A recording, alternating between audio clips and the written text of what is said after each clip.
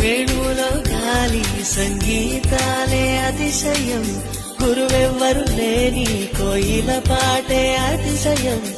అతిశయమే అచ్చెరు వందే నీవేనా అతిశయం.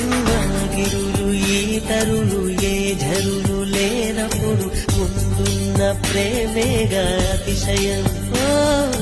16 ప్రయాణ పరువల్లో అందరికీ పుట్టేటి ప్రేమేగా అతిశయం.